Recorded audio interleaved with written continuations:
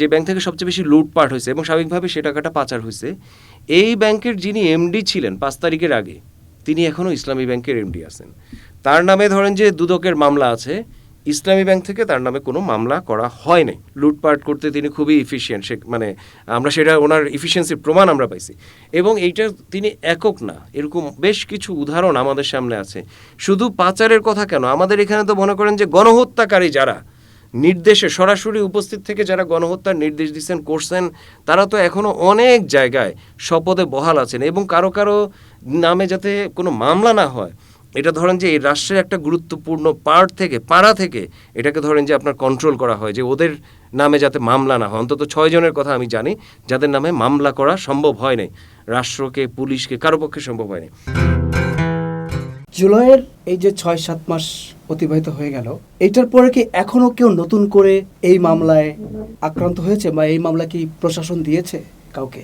জি, আপনার এই সরকারের আমলেও মানে আগের তুলনা অনেক কম, কিন্তু স্টিল আমি অন্তত 5-6টা মামলার কথা আমি শুনছি যে সাইবার সিকিউরিটি অ্যাক্টে।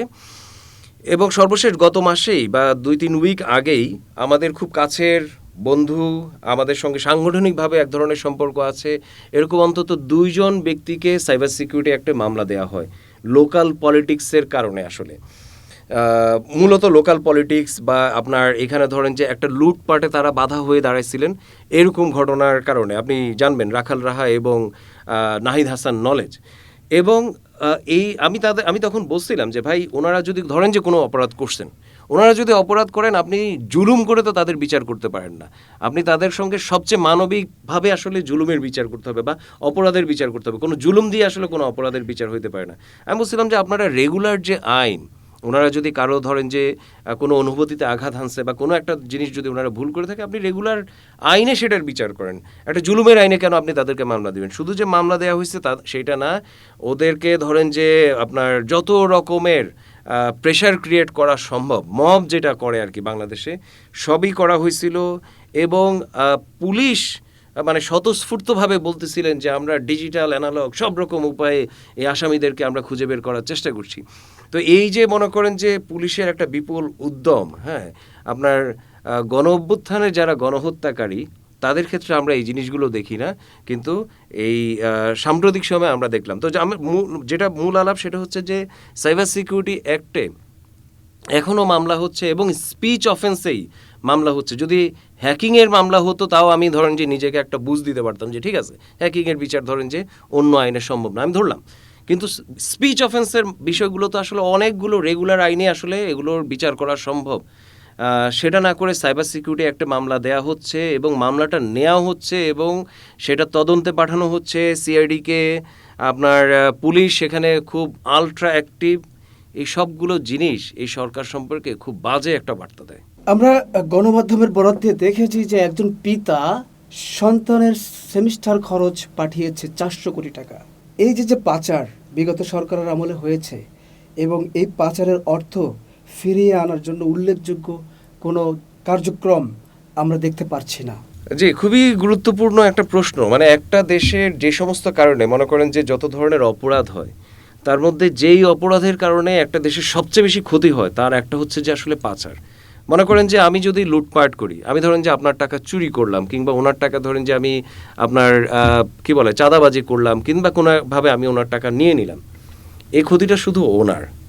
এবং আমি যদি টাকাটা এখানেই আবার কোনোভাবে খরচ করি, কোনো না কোনোভাবে উনি আবার সেই টাকা থেকে একটা বেনিফিটেড বা আপনি বেনিফিটেড হইতে পারেন। কিন্তু যখন আমি এই টাকাটা পাচার করে ফেলি বিদেশে, তখন সামগ্রিকভাবে দেশের লস, সবার লস, আমাদের সবার লস। সো একটা দেশের আমরা পলিটিক্স, আমাদের রাজনীতিতে আমরা যে জিনিসটা বলি যে রাজনৈতিকভাবে আমাদের প্রধান প্রতিপক্ষ, প্রধান শত্রু হচ্ছে যে যারা চিহ্নিত পাচারকারী তারা। পাচারের কিছু বাস্তবতা আছে, কিছু কিছু কারণে আপনাকে পাচার করতে হয়। বাংলাদেশের যে আসলে ইকোনমিক যে সিস্টেম, আসলে সেখানে আপনার পাচারের কিছু বাস্তবতা আছে।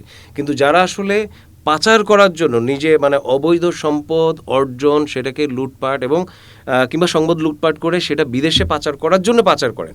ধরেন যে আপনি মেডিকেল চিকিৎসার জন্য আপনি কিছু টাকা আপনাকে বিদেশে নিতে হচ্ছে, যেটা আপনার রেগুলার উপায়ে ধরেন যে অনেক লেন্দি একটা প্রসেস বা সিস্টেম নাই বা সমস্যা, আপনার সুযোগ নাই, আপনি সেটা সহজ পদ্ধতি হলো আপনি ধরেন যে হুন্ডি করে নিয়ে গেলেন।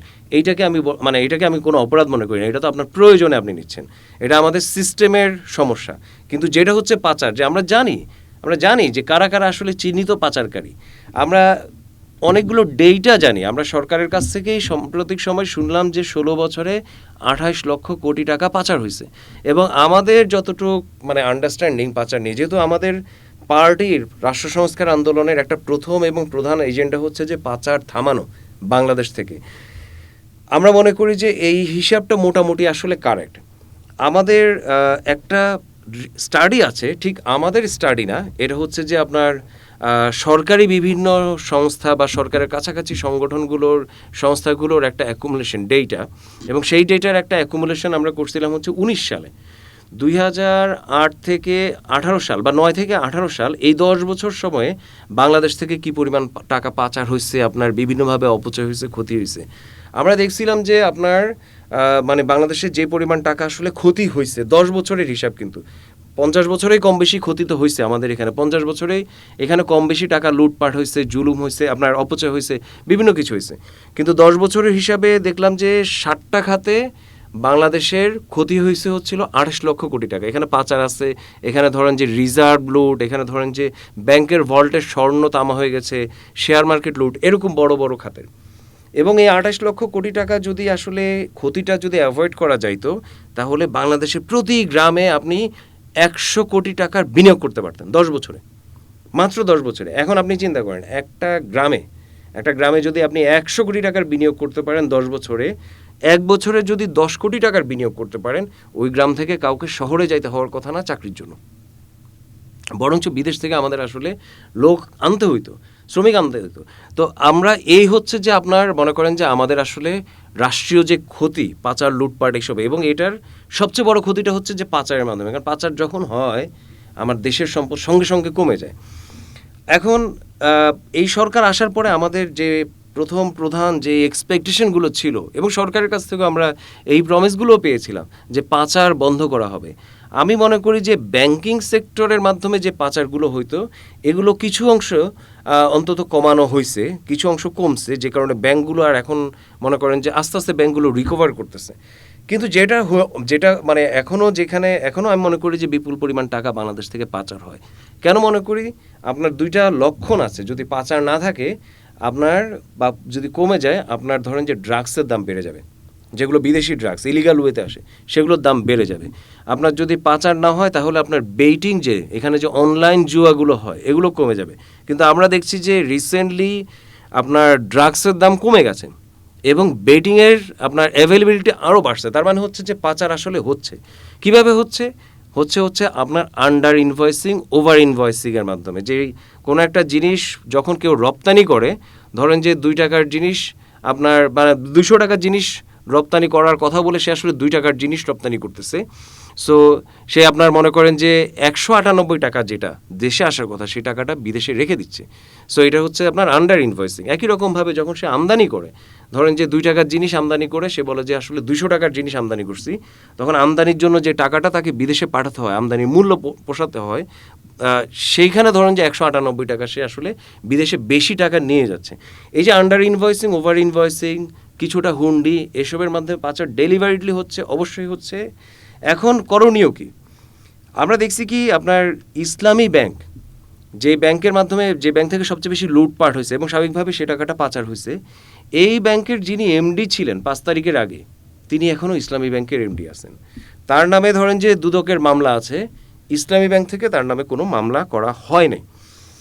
এখানে একটা কথা বলা হয়েছে যে তিনি অনেক ইফিশিয়েন্ট মানুষ, এরকম, যে হ্যাঁ, তিনি অবশ্যই ইফিশিয়েন্ট, লুটপাট করতে তিনি খুবই ইফিশিয়েন্ট, সে মানে আমরা সেটা ওনার ইফিশিয়েন্সির প্রমাণ আমরা পাইছি। এবং এইটা তিনি একক না, এরকম বেশ কিছু উদাহরণ আমাদের সামনে আছে। শুধু পাচারের কথা কেন, আমাদের এখানে তো মনে করেন যে গণহত্যাকারী যারা নির্দেশে সরাসরি উপস্থিত থেকে যারা গণহত্যার নির্দেশ দিচ্ছেন, করছেন, তারা তো এখনও অনেক জায়গায় শপথে বহাল আছেন। এবং কারো নামে যাতে কোনো মামলা না হয়, এটা ধরেন যে এই রাষ্ট্রের একটা গুরুত্বপূর্ণ পার্ট থেকে পাড়া থেকে এটাকে ধরেন যে আপনার কন্ট্রোল করা হয়, যে ওদের নামে যাতে মামলা না হয়। অন্তত 6 জনের কথা আমি জানি যাদের নামে মামলা করা সম্ভব হয় নাই, রাষ্ট্রকে পুলিশকে কারো পক্ষে সম্ভব হয়নি। সো পাচারের আলাপে যাই। এখানে পাচারটা হচ্ছে কি, আমাদের এখানে তো ধরেন যে ব্রিটিশ আমলে এখানে যে রাষ্ট্র কাঠামোটা বানানো হয় সেটা করাই হয় হচ্ছে যাতে এখান থেকে সম্পদ লুটপাট করে তারা আপনার লন্ডনে পাচার করতে পারে। আপনার দেখবেন যে আমাদের এখানে আপনার ব্রিটিশ আমলে যতগুলো আইন বানানো হয়েছে সেই সময় লন্ডনে যে আইন ছিল তার সঙ্গে আমাদের আইনগুলো ভিন্ন ছিল। কারণ কি, ধরেন যে পুলিশের আইন, লন্ডনের পুলিশের আইন ছিল হচ্ছে লন্ডনের জনগণকে নিরাপত্তা দেয়া, তাদের সামাজিক মর্যাদা সুরক্ষা করা। আর আমাদের এখানে পুলিশের আইন হচ্ছে 1861 সালের, সেই পুলিশের আইন হচ্ছে যে তাদের পাচারের পথে যে বাধা হয়ে দাঁড়াবে তাকে যেন আপনার ঠিকমতো মানে পেটানো যায়। এবং 1861 সালের পুলিশের আইন কিন্তু আমাদের এখানে এখনও বলবৎ, কিন্তু 200 বছরের লিগেসি। গেল আপনার কি বলে 250 বছর 300 বছর হয়ে গেছে। আপনার ব্রিটিশ গেল, এখানে কলোনিয়াল আইনটা রয়ে গেছে। পাকিস্তান আসলো, পাকিস্তানও একই আইনগুলো বলবৎ রাখলো। কারণ কি, তারও আসলে ইন্টেনশন হচ্ছে এখানে একটা পাকিস্তানি কলোনির মতো এটাকে আসলে ব্যবহার করা। সে তো কোনো আইন বাতিল করে না, বরঞ্চ সে আগের আইনগুলোকে কিন্তু আরও স্ট্রেনথেন করছে। আমরা দেখছি যে পুলিশ, আচ্ছা তারপরে কি, বাংলাদেশ হওয়ার পরে আমরা আমাদের মহান পবিত্র সংবিধান 1972 সালে, যে এই সংবিধান বলার আগে আপনি পবিত্র না বললে দেশদ্রোহিতা রাষ্ট্রদ্রোহিতার মামলা হইতে পারতো আর কি, সুযোগ ছিল। সেই সংবিধানে আমাদের 149 ধারাতে বলা হচ্ছে যে এখানে যে আইনগুলো যেভাবে ছিল সেভাবে বহাল রাখা। মানে হচ্ছে যে 1 বছরের মধ্যেই আমরা এখানে ব্রিটিশ কলোনির যে আইন, মানে একটা রাষ্ট্র কি, রাষ্ট্র তো আসলে আইন।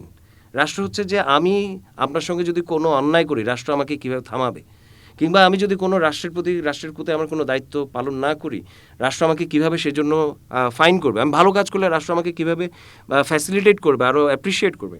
এগুলোই তো আসলে রাষ্ট্র। আমি রাষ্ট্র কাঠামোটা এক্স্যাক্টলি আপনার ব্রিটিশ রাষ্ট্র কাঠামো, এক্স্যাক্টলি আপনার পাকিস্তান রাষ্ট্র কাঠামো রাখলাম এবং সেটাকে আরও আপনার স্ট্রেনথেন করলাম। এবং ফলাফল হচ্ছে হাতে নাতে। এটা একটা লক্ষণ আছে যে আপনার ব্রিটিশ সময় পুলিশ ছিল হচ্ছে আপনার ঠোলা, একটা হাফ প্যান্ট পরে ধরেন যে হেঁটে হেঁটে চলতো একটা লাঠি নিয়ে। ক্রমে এখন আমরা দেখছি যে তাদের হাতে ধরেন যে 303 রাইফেল আসছে, এখন তো তাদের হাতে একেবারে আপনার মানে বিশ্বের সেরা মরণাস্ত্রগুলো নিয়ে পুলিশরা বাংলাদেশে ডিউটি করে। সো বোঝা যাচ্ছে যে আপনার এখানে যে জুলুমের যে আইনগুলো, পুলিশের যে আইনগুলো, এগুলো দিনকে দিন আরও স্ট্রেনথেন, আরও শক্তিশালী হচ্ছে। পাচারের সুযোগগুলো সেজন্য এখানে আরও বাড়ছে ব্রিটিশ আমল থেকে, পাকিস্তান আমল থেকে বর্তমান আমলে। এবং কোনো ধরনের রাষ্ট্রীয় উদ্যোগ এতদিন ছিল না, এখনও আসলে সেই অর্থে নাই। এবং এইটা আমাদের মানে মনে করেন যে আপনি 72 সালে যারা সংবিধান করছে তাদেরকে আপনি অনেক গালি দিতে পারেন, তারা কেন করেনি, কিন্তু আপনি কেন করতেছেন না, আমরা কেন করতেছি না, এই প্রশ্নের কে জবাব দিবে? গণ অভ্যুত্থানের পরে, বাংলাদেশ স্বাধীন হওয়ার পরে প্রথমত, তারপরে গণ অভ্যুত্থানের পরেও যদি এখানে জুলুমের আইন এবং জুলুমের মাধ্যমে, জুলুমের কারণে মানে পাচার করার জন্যই তো আসলে জুলুমটা করতো, মানে হচ্ছে পাচারটাকে আরও বাড়ানোর যে সুবিধা, এটা যদি থাকে এর চেয়ে বড় মানে দুঃখজনক বিষয় আর কিছু থাকতে পারে না।